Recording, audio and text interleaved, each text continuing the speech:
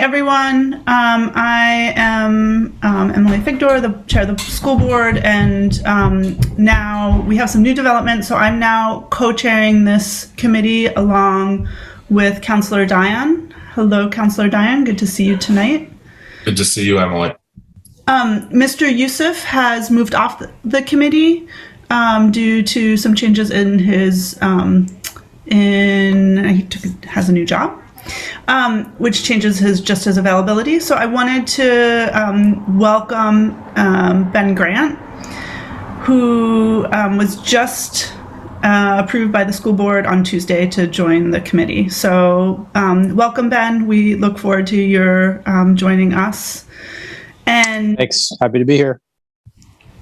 Excellent. And we have at least one other new face tonight. So I'm hoping we can start by doing introductions, and maybe I will hand it off to someone and then hand it off to someone else. And maybe just tell us your name, just very quickly your involvement with the Buildings for Our Future projects. So I'm going to hand it off to Javier.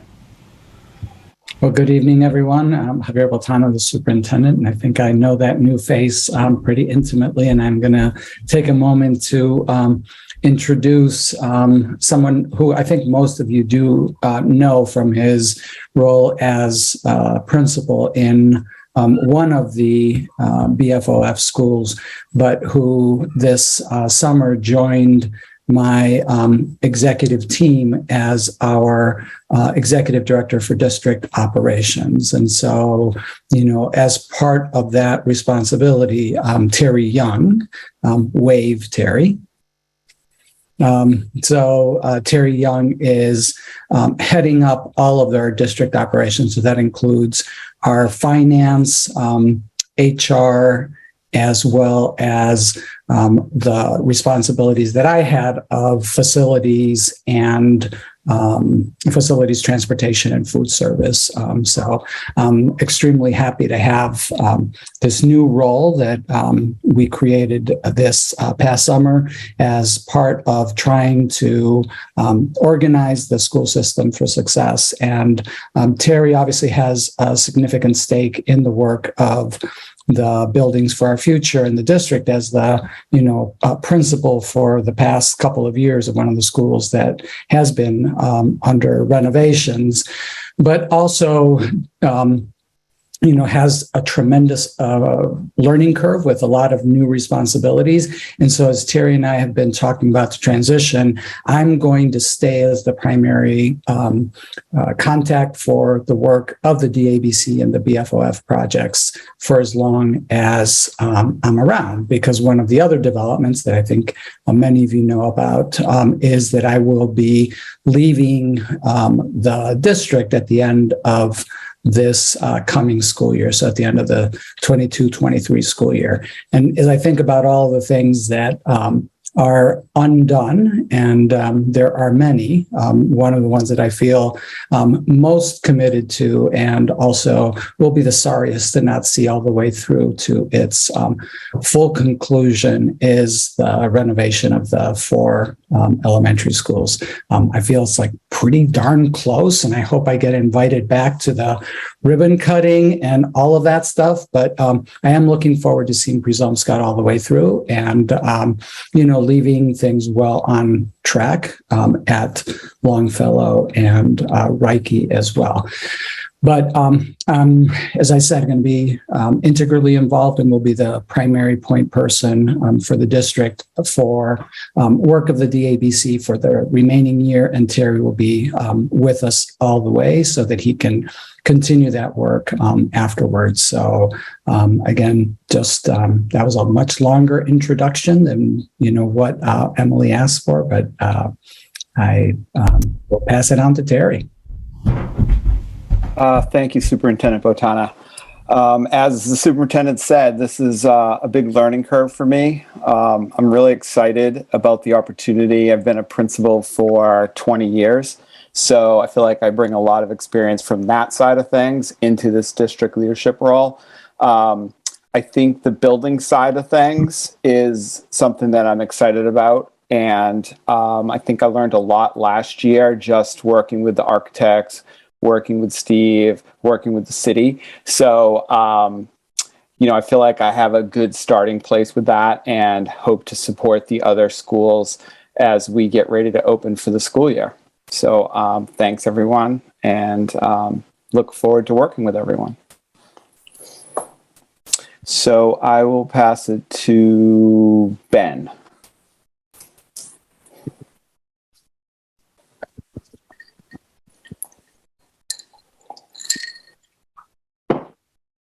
Hi there, everybody. My name is Ben Grant, and as Emily said, I'm newly elected to the school board and to this committee. I live in the Oakdale neighborhood. I have a rising 8th grader at King Middle School and a rising 4th grader at Ocean Ave, and just look forward to helping out all of you and all the good work you've done so far.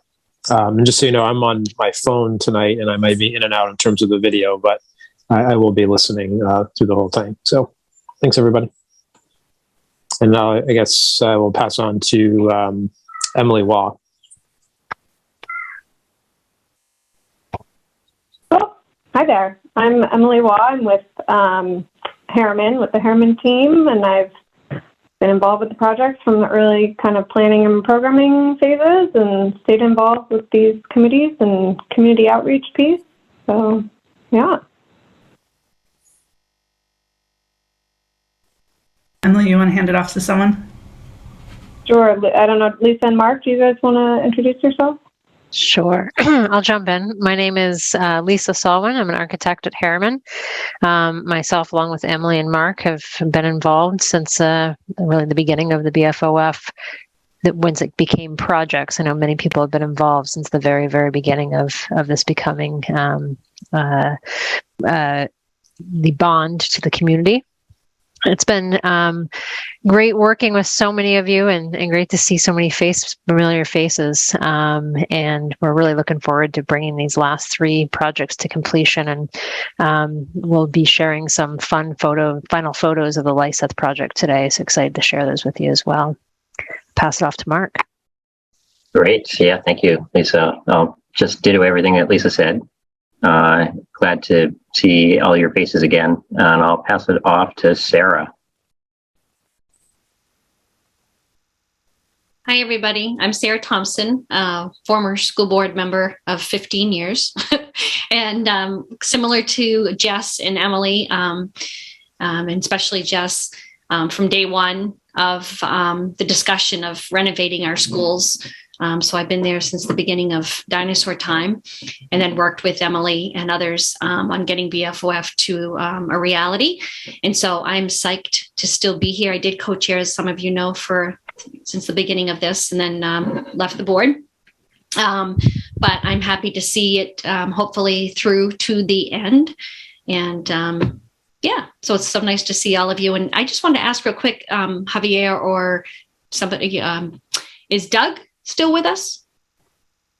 Doug retired in February of last year. Okay. All right. Thank you. I was just looking for him, so won't see him. Thank you.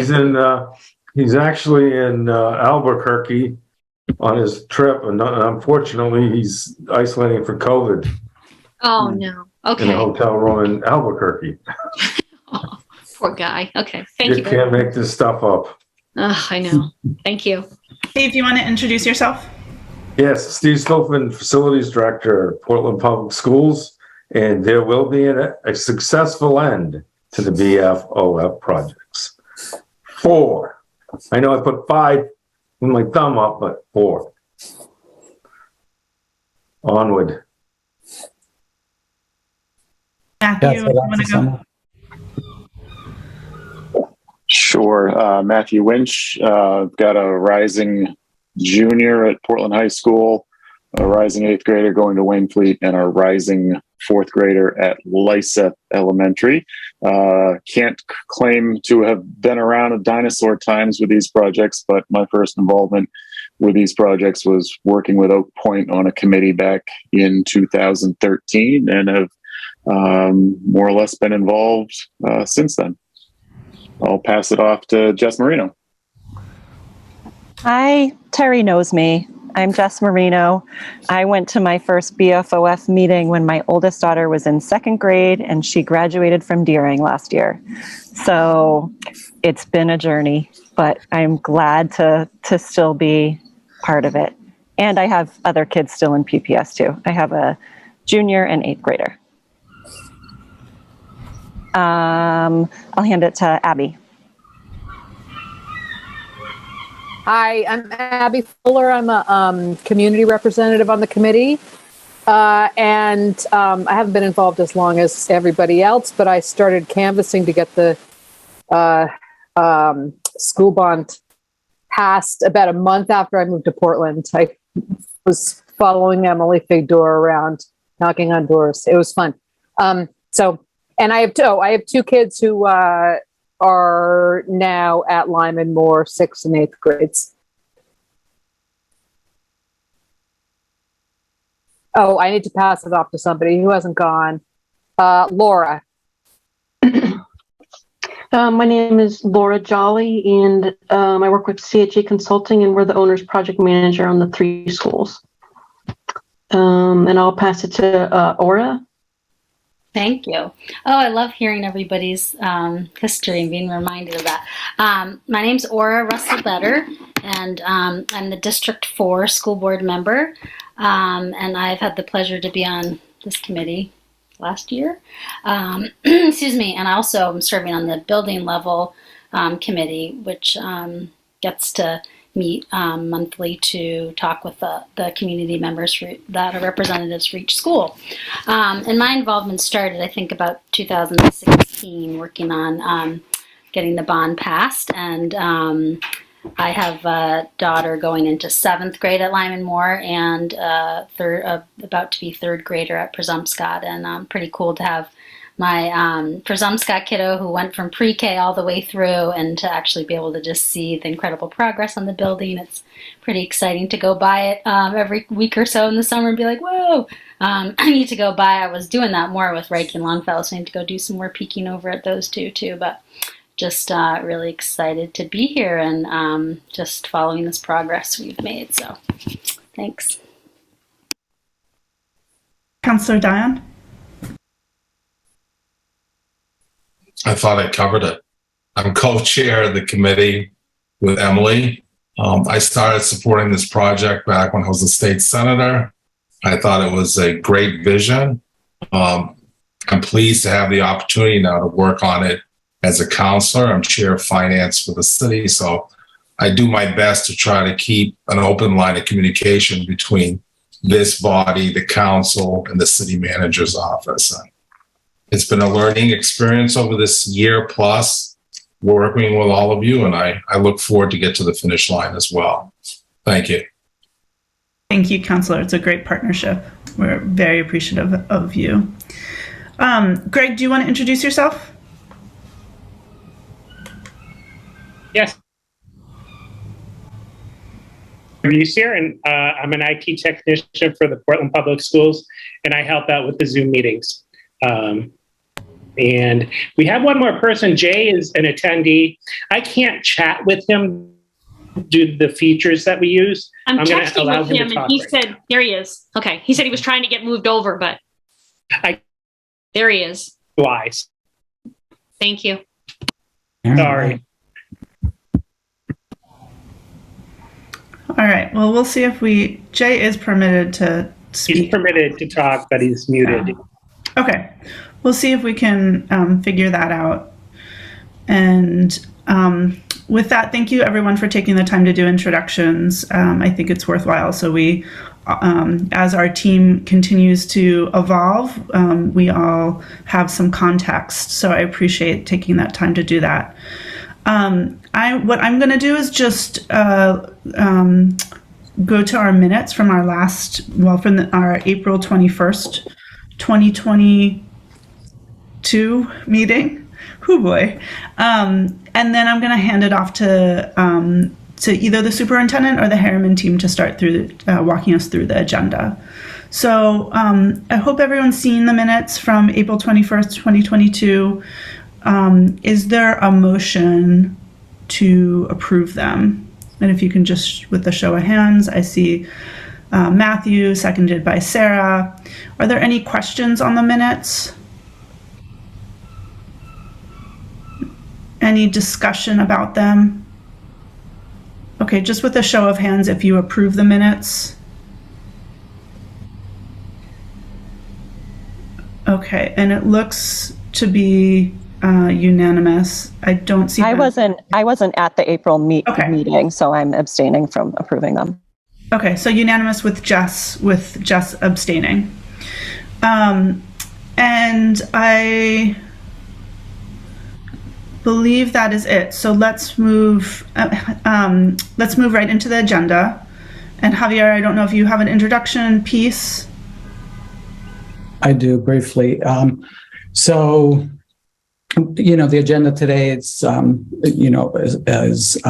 a big recap on where we are with the projects, and we're going to spend, a significant amount of time.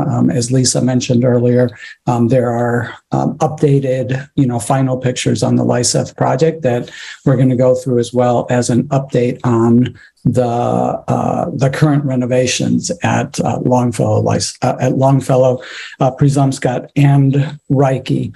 And then we have a really important agenda item for today, which is going to take up the bulk of our agenda, and that is to approve, hopefully, a transfer of contingency money from the Presumpscot and Reiki contingencies to offset what we are projecting to be a shortfall in the contingency at Longfellow. So today, our team's prepared to walk through what's created the situation that we're currently in, and why this transfer that we are recommending is the prudent way to move forward. I think they'll also give us a full accounting of the why. So what are the specific types of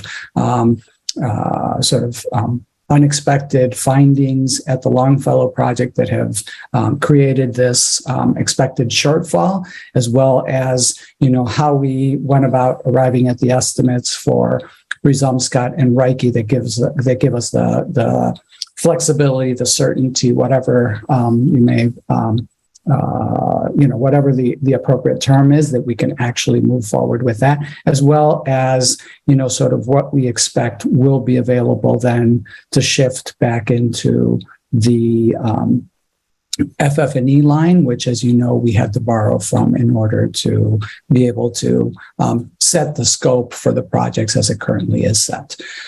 So that's the main thing. I do want to point out that the Board of Education had a first read on that recommendation on Tuesday. And the reason that we did that before it actually came to the DABC, and we did, indicate to the board that this was, sort of waiting for hopefully a favorable recommendation from the DABC, but we needed to do that because there is a sense of urgency in terms of being able to make those transfers so that the Longfellow project can continue. And so that's why we went ahead and did that. And so the idea is they had the first read.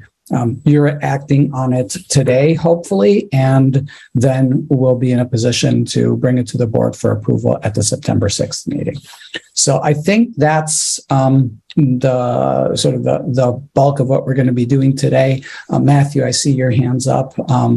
If you have a question, okay, I see your hands down, so you don't. I think then, unless somebody else has a question, I'm going to turn it over to Mark to begin with the overview of the projects as they currently stand. Okay, now I'm going to turn it over to Lisa for the first part, and then I'll pick up the contingency conversation. So Lisa's going to guide us through this. I think, Lisa, we see you're changing your. There you go. Great. Take it away, Lisa. Awesome. Well, good evening again. So the first slide up is the agenda, which Javier has really given us a great overview of what we'll be talking about tonight. So we won't spend much time on this slide and get right into the heart of the construction update. So we had the pleasure of doing final photography for the Lyseth School. We were there, I think, a couple months ago, and it takes a while to process those photos and get them refined. But what it does is it really shows some of the before and after and the transformation that that school went through. A lot of you may recognize some people in the photos, but a lot of staff from Harriman and their kiddos populate the photos to really emphasize and showcase how the students activate the space. So what you're seeing here is the before photo of the entry. And here is the after. This is for all those that were in Lyseth before it was renovated. The before, when you walked in, that was the admin office. And we made that addition to the front for the admin. And so then we were able to create the welcoming collaborative entryway in lieu of what was there previously. And then this is one of the spaces that really you feel that connection to nature. So this is the connector out to the gymnasium with the library next to it, looking out to the secure courtyards in that area. And this is out in the courtyards. We had learned from the staff that the art teacher goes out there quite often to do plein air painting with the kiddos. And wanted to capture just the different ways to which you guys are utilizing the space. This is what we refer to as the nest space, so a breakout space to where kids can pull off and work in small groups or by themselves, and also an area where they can display their work. And this is right outside the gymnasium. This was an image of the gym cafetorium. In this image, featuring a lot of the gym equipment that was in the cafeteria, and then a after of what the gymnasium looks like now, with the performance space and then the strong connection back out to the courtyards.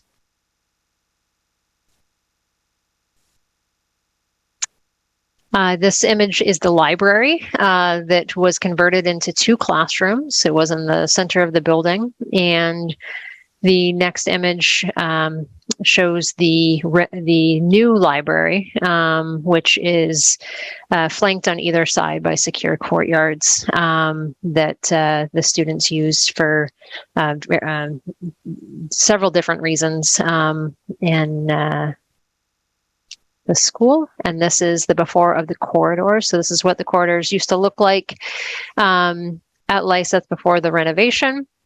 And the renovation really focused on creating classroom communities and identity within the school. And so these classroom nodes were created for a couple reasons. One, it helps students identify where they belong within the building and their classroom community through color.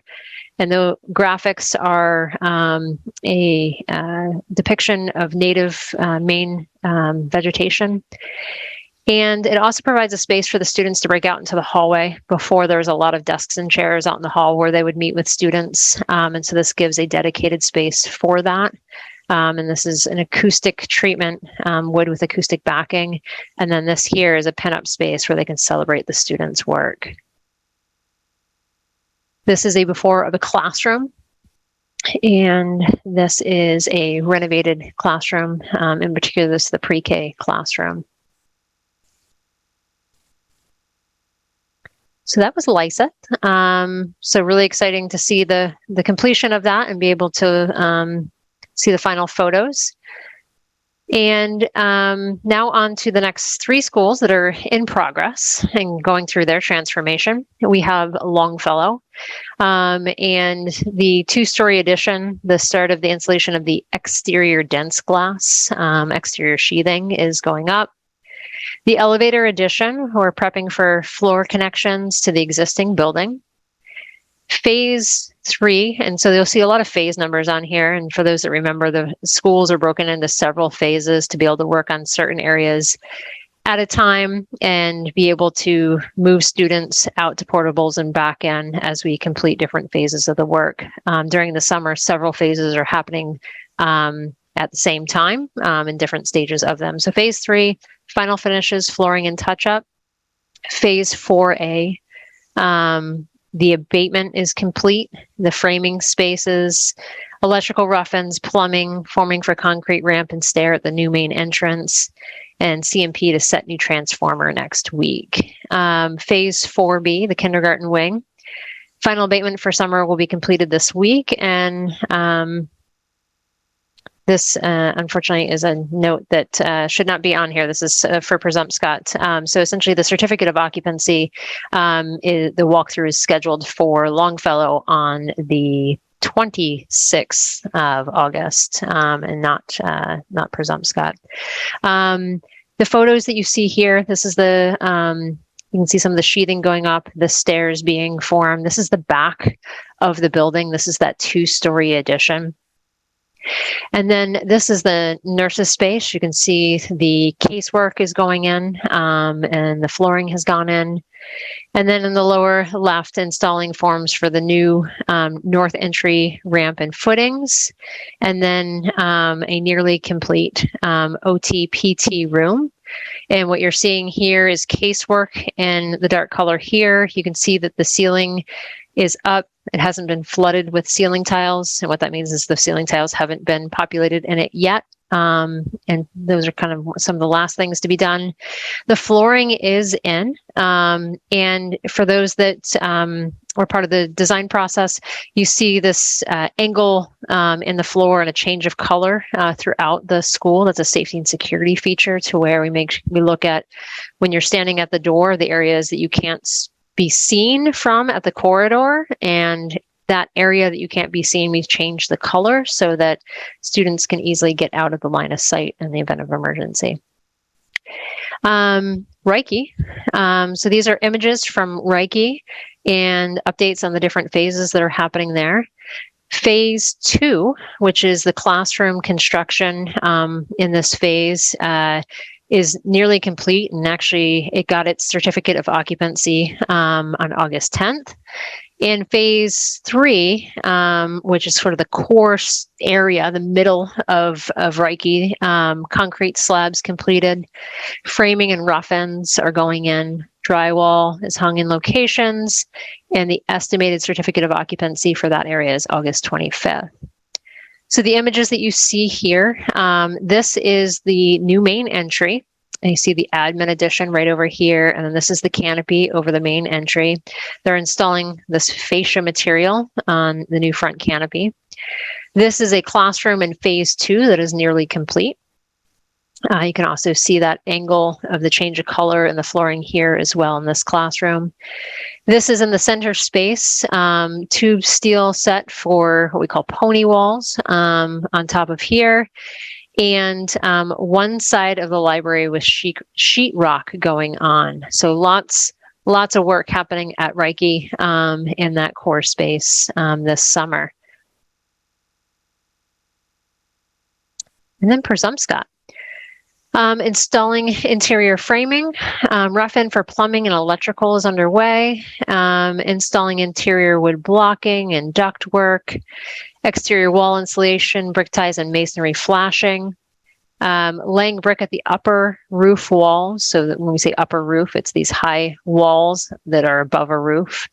Installing tile in the boys' bathroom, installing clocks, speakers, data cabling in area A, and installing security door access cabling.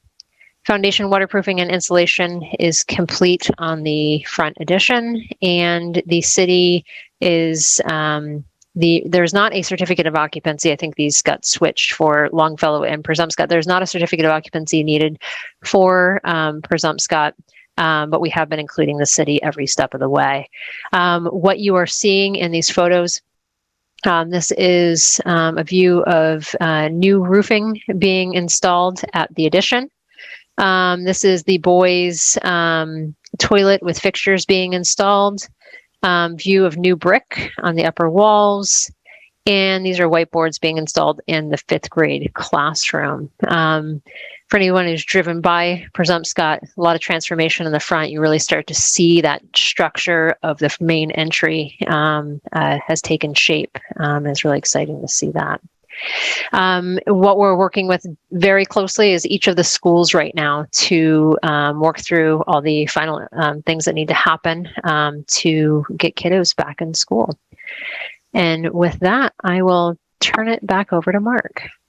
And maybe pause to see if there's any questions before we move into this next part of the agenda.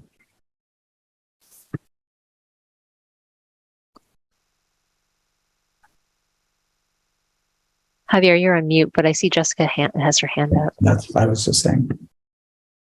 Is at Presumpscot, the front addition, the new admin space and office, when is that ready? I'm assuming that's not going to be ready for the start of the school year? It is not going to be ready for the start of the school year. They're projecting October to have that completed. Okay. Thanks. Yep.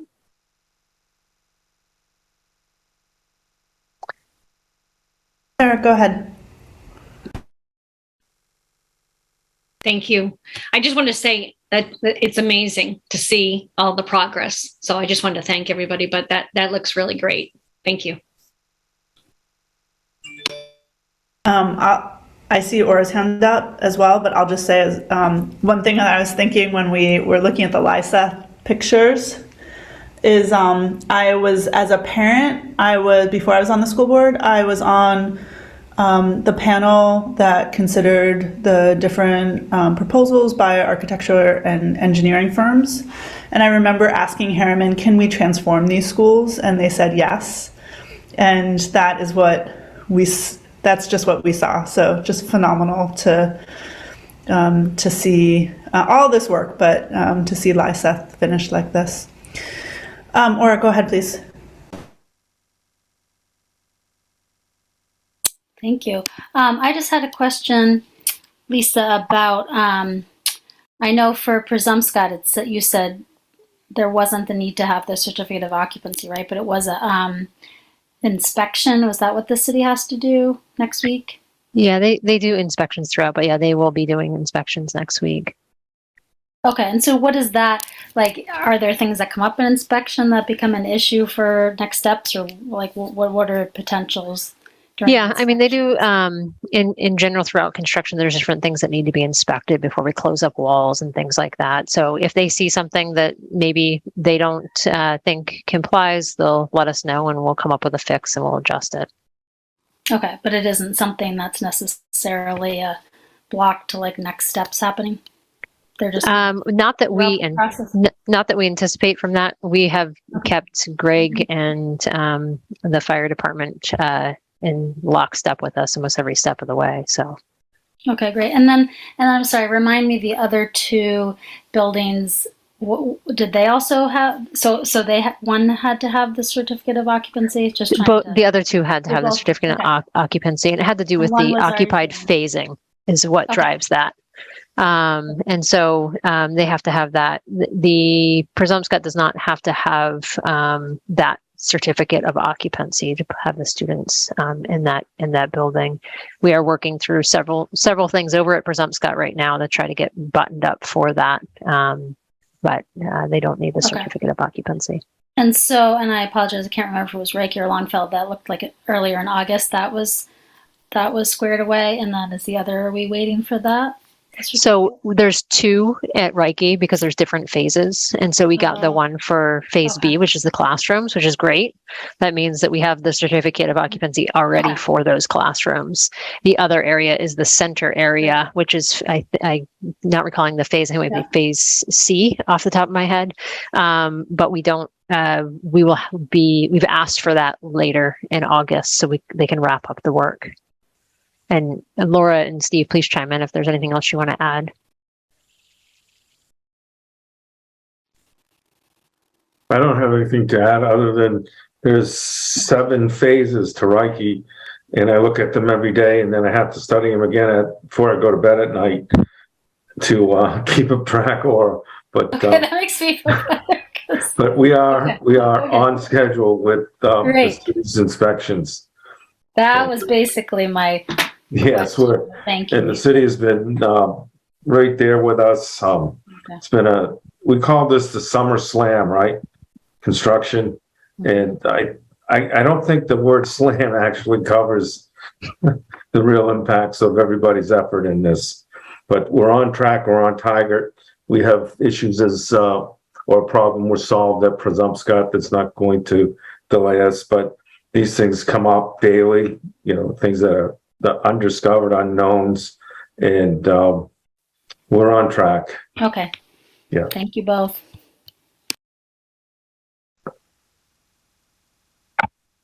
Okay, I don't Lisa, Laura, correct me if I'm wrong. No, I think you're correct. I know. I think we're all on the same page there. Okay. Thank you. Very good. If we're ready, then we can start in on the next part of the conversation here, which has to do with, as was mentioned by Superintendent Botana, the contingency item. So, Lisa, if you want to forward to the next slide here, start off with Presumpscot. That's the one that's going to finish up the earliest, and we've been kind of tracking that one as a committee, knowing that it was going to finish up a little earlier. And what does that mean for some of the funds? But the original, so thinking about just that line item in the budget that we called the construction contingency, you'll all recall we began with two different contingency funds. We had one that we assigned to the bid contingency, and then we had one that was assigned to the construction contingency. And the construction contingency was established as 5% of the bid price, the price we got from the contractors. So when you say original contingency, that's what we mean. It's the price that we established after we opened the bids and awarded the contract. Contingency spent to date and pending. So that's as of when we started putting together all these slides. There was $233,426 of changes that we paid for out of the contingency itself.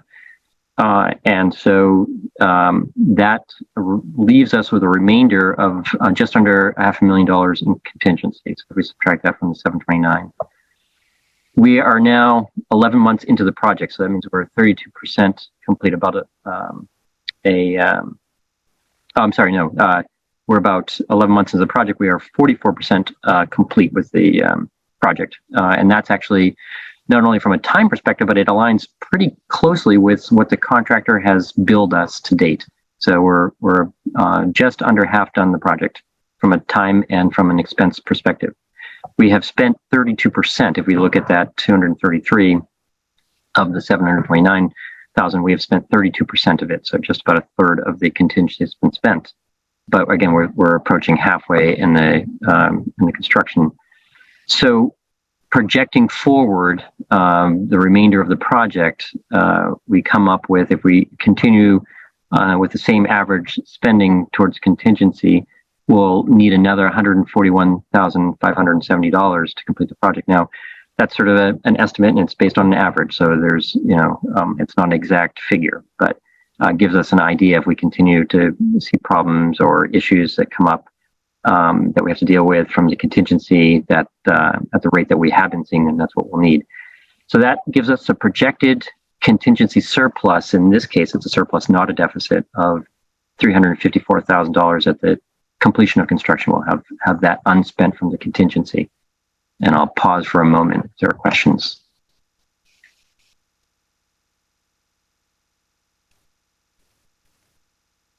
Okay, Lisa, we'll move to Reiki.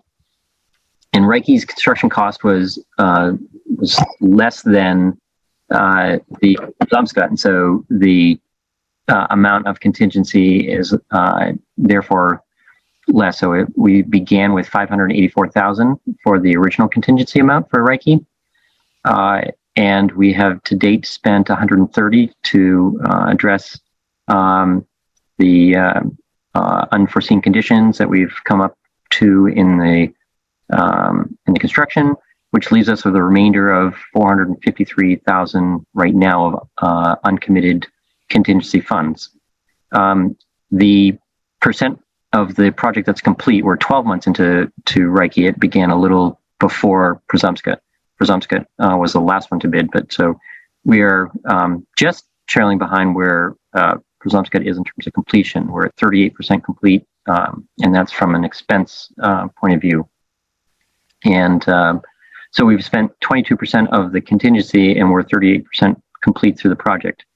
So based on that amount of spending, the average spending on these items from the contingency, we would need another just under 70,000 using that math for the remainder of the project.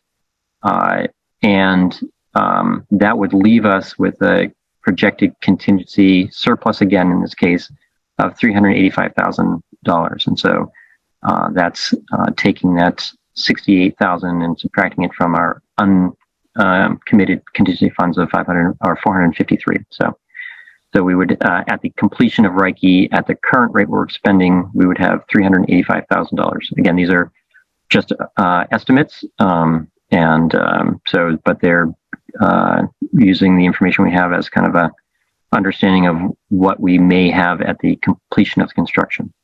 I'll pause again if there are any questions on Reiki. And the question can be asked in some ways, why fewer items on Reiki than on Presumpscot? And certainly we'll also see the difference when we look at the next one, Longfellow. Every one of the structures is a little different. And so the Presumpscot is largely a very large addition onto the school itself. And there's not a lot of work on the existing facility where you'd find unforeseen conditions. And then Reiki is more of a, we call it sometimes a gut and redo. So we're gutting the classrooms and rebuilding them. So there's not a lot left in the building that we're dealing with, that we have to save. And then, as we'll see in a minute, Longfellow is entirely different. We have a lot of touching of the existing building. That's primarily where most of the work is. So, but any questions before we move to Longfellow? Okay, Lisa? So with Longfellow, the original contingency amount was $554,000. To date, for items that have come up and pending, we are at $489,000, or almost $500,000. So we have about $64,000 of money left in the contingency. So as Javier noted, there's a timeliness to ensuring that we find a way to address contingency items from the contractor. And so that's the reason we're having this discussion here tonight.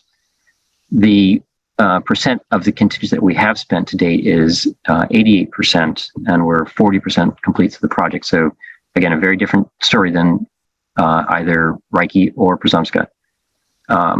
At the current rate, we'll need another $471,000 to complete the project. That will leave us with a deficit, in this case, of $406,000. So that's the amount that we'll need at the current rate that we're seeing the contingency drawdown to complete the project. And so what we did in this case, because it was significantly different than the other two projects, that we provided some additional detail on where we have spent the $490,000. But I'll pause for a moment before we go into that detail. Okay.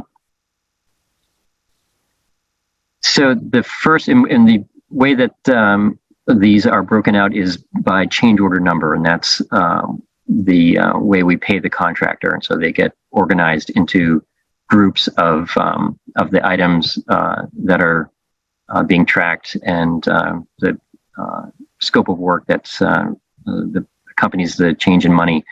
And so change order number one was the first one that was back in September of 2021. And so it was shortly after we began the project. And that included a new sewer manhole, and that had to do with the failing manhole that was there. We had a significant amount of the funds of the 221 was actually unsuitable soils. And so the condition of the soils below the additions is one that we evaluate through geotechnical reporting, and when we find that the soil's not in suitable condition to support the new loads, then we have to excavate it and bring new soil in, compacted soil in. And so that was a significant amount. We had some work at the sidewalk where we were putting electrical conduit. Another one was the ceilings in the corridors we had to put in a rated enclosure. And so you can see in the upper left-hand image, there's a new ceiling. That ceiling looks like a standard acoustic tile ceiling, but it's actually a rated ceiling that has hold-down clips and carries a 1-hour fire rating. And the reason we had to do that is the existing walls, which normally would be equivalent to a 1-hour rating, didn't go all the way up and create an enclosed condition that separated the students from the work areas. And so the city, in reviewing that with us early on in the project, said you need to have an enclosed, a 1-hour enclosure separating the occupied areas from the construction areas. And so that was actually a fairly significant cost item. And then there's some additional site work that we needed at the portables after we installed some utilities to them. We had to change the construction fencing at one of the building egress locations. And then there was a change to the electric room that was done down in the basement because of space constraints. And so that all of those equaled $221,000. So that was a big chunk right out of the gate of the contingency. I'll pause before we go to the next.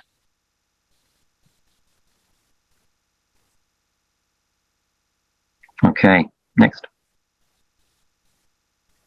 Change order number 2 was a few months later, and that was in December 2021. That was for $79,000. And that had to do with corridor and vestibule changes. And that's primarily at the bottom of the stairs. And we had a conversation as a committee sometime back looking at that issue. As you came down the second story stairs, there's an existing condition where they don't lead directly to the outside. And there was a interpretation by the city that the area from the stair to the outside should be rated. And so there were some changes to what we created a vestibule, and we put permanent corridor ceiling rating into that one, so that the rating of the fire rating of the stair extends all the way to the exterior. So that was a big part of the amount here. But we also had some additional sewer work that was unforeseen, and some framing and drywall changes to accommodate some of the electrical panels, and we had abatement in the lower level area that was in addition to what we had originally priced for the abatement.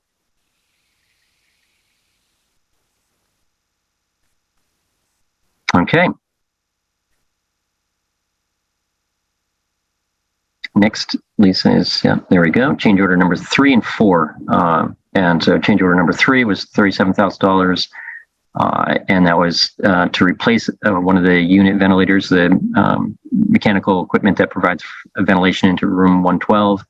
We infilled at some of the chalkboard removals. That was an unforeseen condition behind the chalkboard. When we removed those, electrical panel relocations, and you can see that in the upper right in the corridor. We also had some bar joists that we had to put in.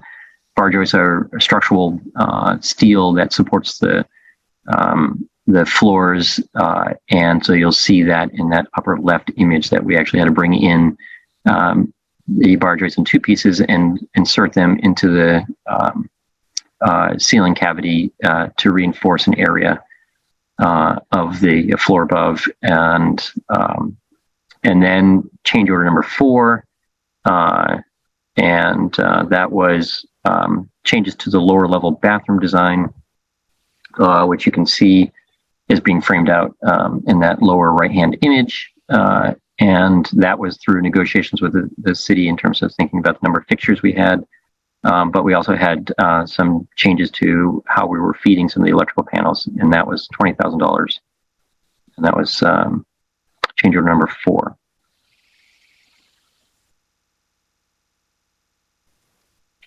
Next one is change order number 6, and the reason 5 isn't included, 5 was the delay claim change. So we didn't include it here. That was paid for separately, as we all remember how we settled the change order funds, or the change delay claim and new work changes that were separate from the contingencies. Change order 6 was $27,000. That was May of this year, and that included the installation of some fire dampers that go into ductwork, and that provides continuity of the 1-hour rating. We also installed devices, fire alarm devices in the crawl space. That was a relatively minor item. And then we also had some additional temporary ceiling in another portion of the corridor, getting ready for the next portion of the school that was to be renovated at that time. So that was $27,000 there.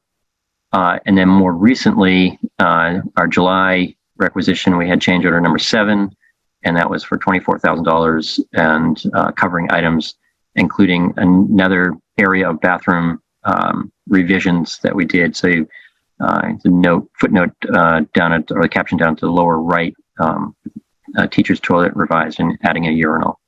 And then some additional casework in the art room, and some coordination of the elevator door opening because of issues with the foundation. You can see it in that lower left where we saw cut through the foundation to coordinate where the elevator door is. You can actually see through it to see the elevator pit beyond that. So that's change order number 7. So that, as stated, that the lion's share of these was really out of the gate with some of the rating, and since then a lot of the changes have moderated to right around the $20,000 to $30,000 a month, or a change order. And is that the pace that you expect going forward to justify the additional need? Yeah, that's a good question, Javier. And what we did in the math of this, we did not include the amount for that early on work. We took that into account and looked at what we have been actually expending absent those early big changes, and use that to predict what we would have. And so we think this is more typical of what we will see going forward.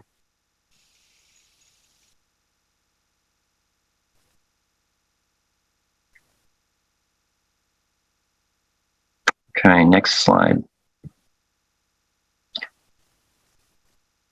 And yeah, this is just the separation out of what we had for the delay claims. And so again, there was accounting. The contractor still has that on their books, but it's not paid for out of the contingency. We shifted funds separately to pay for that.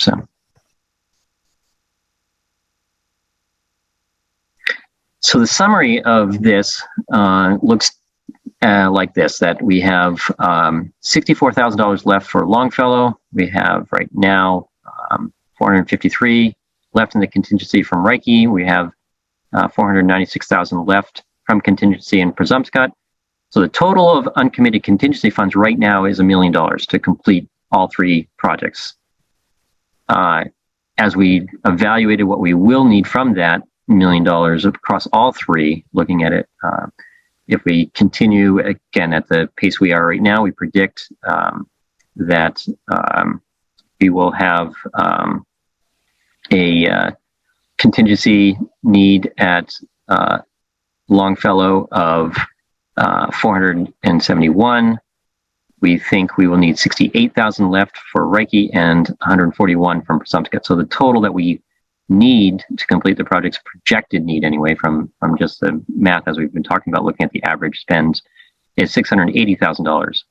So that would leave us at the completion of the 3 projects with a surplus to fund back to FFE of $333,600, which when we shifted the funds from FFE to pay for the delay claims, we left the contingencies of all three projects intact. We didn't look at reducing those. Right now, if we were to continue with the rate we're going, we'll have $300,000 to return back to the money that we borrowed from the FFE line item. I'll pause for a minute here.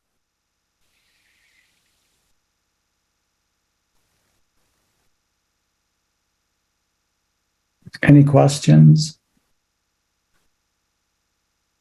Yeah, I guess I just have one, Mark.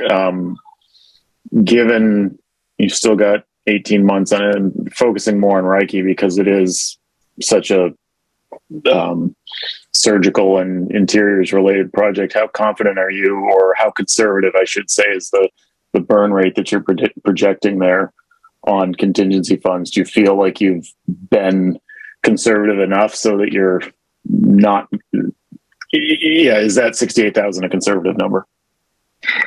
Yeah, I think the answer is that right now we think we are in sort of a good way, a good handle, or have a good handle of understanding what that is, because we've seen the areas that we are going to be renovating. So there are very few spaces that we haven't encountered yet that we will be.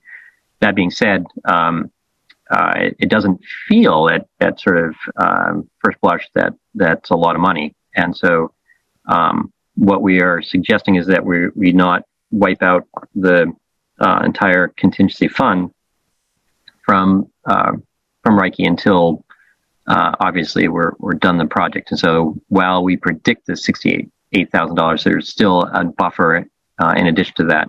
That buffer would further reduce the $333,000, but right now that's kind of our estimate of what we had if we continued at the same rate. Okay, so but you do feel it's a conservative number. I guess that's just what I'm trying to get at. Yeah, I'm not sure if we feel it's conservative. We feel it's in line with what we were seeing. I guess that's kind of where I put it at. Okay. All right. Thank you.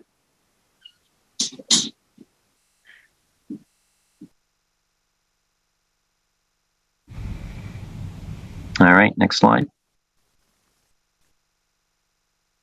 So just to look back at what we did with the FFE funds for settling the delay claims, we had, if we looked at the line items in all three budgets, there are $2.2 million. We used $837,000 to settle the Reiki delay claims, and then we used an additional $170,000 to settle the Presumpscot delay claims.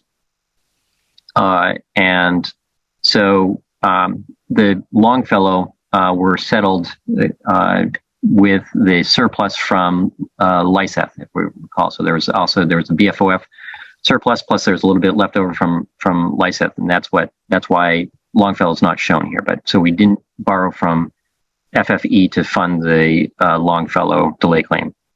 But so what that left us was $1.2 million after settling those delay claims. If we were able to refund the full $333,000, as we've kind of looked at the math, that would give us $1.5 million in the FFE for the three schools. So that gives us some sense of kind of what that budget would look like.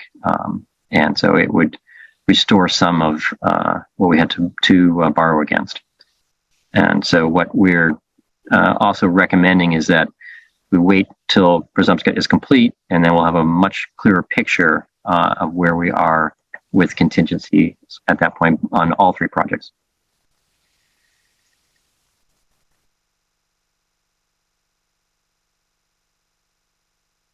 I see Aura's hand is up.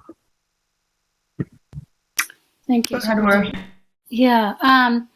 So Mark, I'm just wondering, I know we talked about this with the FF&E, but it was months ago now. So can you just refresh my memory about, I think I understand the reasoning on waiting till Presumpscot's complete to see about refunding the FF&E, but I just am trying to remember, I think we had discussed about what is the time frame about ordering and planning FFE, and I'm imagining it would be Presumpscot first that would need, to have a plan for those, just with it being complete first, but I don't know for all three buildings, like kind of how might that affect the next? I think what we discussed before is just kind of cost of things, right, and just the risk of those going up and up. So maybe you could just refresh about kind of that process and timing about the FF&E for each building. Yeah, absolutely, and you're right. Presumpscott's going to see some items that we're going to need with spaces that prior to didn't exist. So for instance, that you remember Presumpscott had a shared art and music room. Well, now we've got two rooms, and so even if we were to reuse furniture temporarily, we still have the need for some furniture. So what we are doing is just looking at where we can reuse furniture right now, where we will need to have the investment in some, but we are trying to wait until we can evaluate an approach to the purchase of furniture that's equitable across all three schools. And as we discussed, and this goes all the way back to April. If you read the minutes, I think there was actually some of the discussion that we had the last time we met was on this very topic, Aura. And so the idea is that we're looking at expending funds when we need to. For instance, the technology, we've already spent a fair amount of some of it for some of the displays at Reiki and some of the other in Longfellow. And the furniture package themselves, we have not yet put together the bid for one. So we're kind of waiting to see a little bit further where we are with Presumpscott. We've begun the process of looking at how we would approach that, and we presented a few different options of how we might consider how we approached it at Lyseth and what that would look like to the other three schools. But we haven't dug into the nuts and bolts of putting together the bid proposals yet for the furniture. Okay, thank you. And you're not feeling like that's at this point, doing this waiting, you don't think at this point will affect, the timing for having to make those decisions and planning and putting in orders and those kind of things? No, I think we're comfortable that we can make sure that we have from the district's current inventory of furniture, we can make sure that, and as we've seen through the multiple phases that we've already been through, that we do have enough furniture to open up these areas, and so we'll get further into evaluating the timing of when we need to get that bid package out to make sure we have it in time for the spaces that we absolutely need them. Okay, and one other quick question is just regarding whether any of these questions you can see needing to get consideration from the BLACs regarding choices about just one. I know we're not there right now, but right. Wonder where in the process there may be some priorities made if the FF&E budget is looking less. Yeah, exactly. I think that's a conversation that we still need to have both with this group and with the BLACs. Start with that will need to happen as we move forward to understand how do we look across the FFE budget across all three projects equitably. And what does that mean, and where are the priorities? So that's a conversation that we'll definitely need to have in the months to come. But that would probably be after Presumpscott's complete. I don't think so. We still have it'll be when we're closer to the completion of Presumpscott. But my guess is that we're going to actually start the conversation of what that would look like based on, we have a range of what we think we're going to have for the FFE. And it'll be somewhere between 1.3 and 1.5. And so I think we can start that conversation before we complete the projects. Okay, thank you.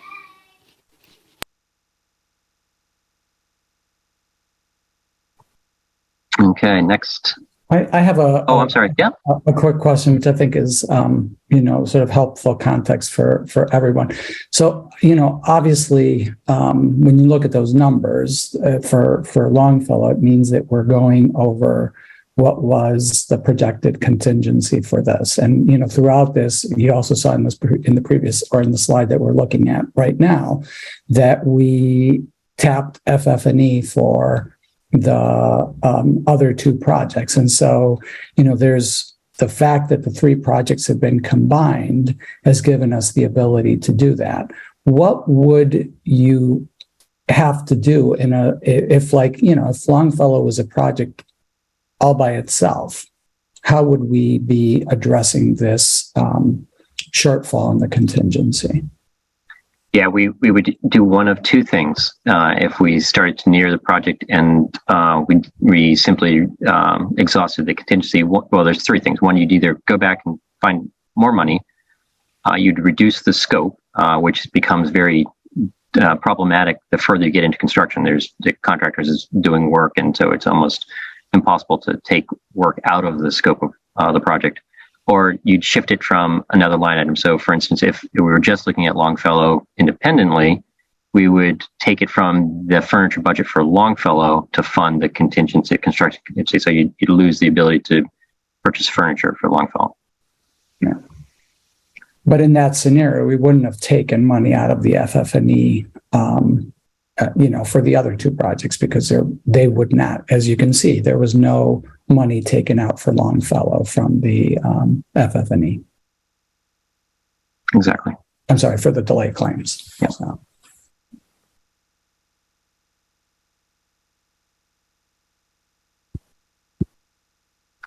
So the recommendation, and this was, as Superintendent Botana said, presented to the school committee Tuesday, and it essentially says that we recommend that $406,000 projected shortfall in the Longfellow contingency be made up by transferring almost $178,990 from Reiki and $227,805 from Presumpscot.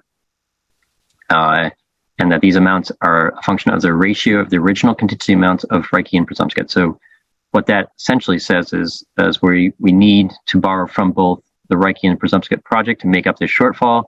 Instead of taking it all from one, that we essentially prorated the amount based on the size of the projects. And so the Presumpscot project was bigger than the Reiki. So proportionately, we're drawing more from its contingency than from the Reiki contingency. And that's simply just a way of thinking about appropriating it at this time. So we have another slide that sort of shows that ratio in more detail, I think, in the next slide.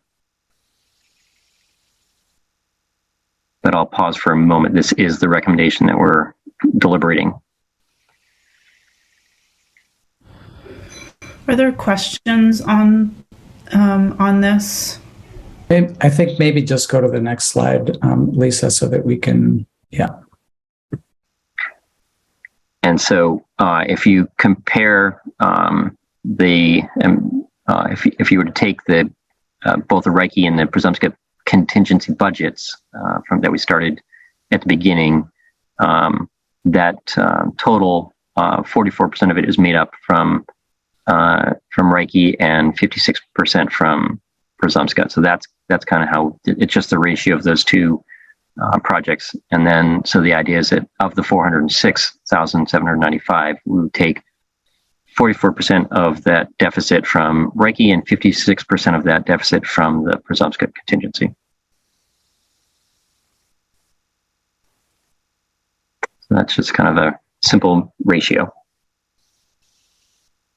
And just to remind everyone, that leaves sufficient funds in both of those contingencies to cover what we project to be the remaining contingency need. Exactly. That sort of gets back to the very first slides that we started on those. So you'll have that information in the packet. All right. So are there questions on all of this? If not, maybe if we can go back to the last slide, because if there aren't questions, I'm going to ask for a motion. And this is the motion, and I'm going to ask for a motion in support of the text on this slide. But I'm very, very happy to entertain questions beforehand.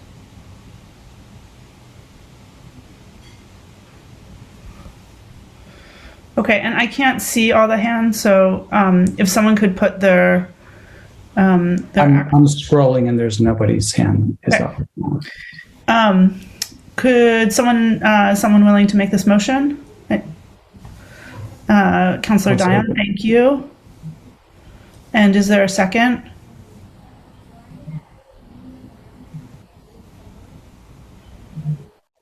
So Thank you, Jessica.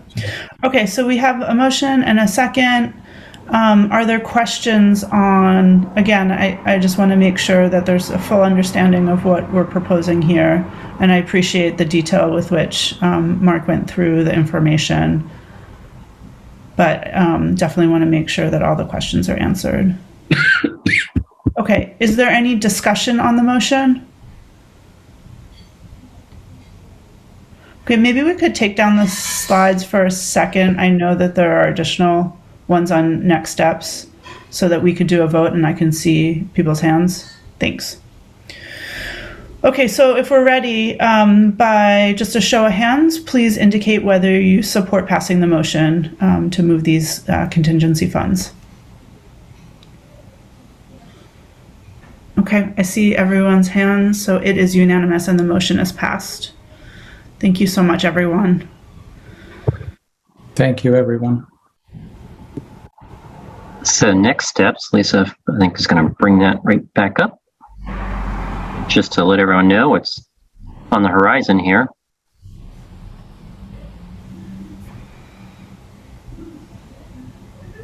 So as was mentioned, the first read occurred on August 16th.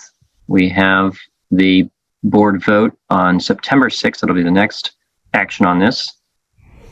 There's our next BLAC meeting, August 25th. So that's a week from tonight. And then in our scheduled September DABC meeting for this group is September 15th, the third Thursday. And we'll have the BLAC meeting on September 22nd, the fourth Thursday.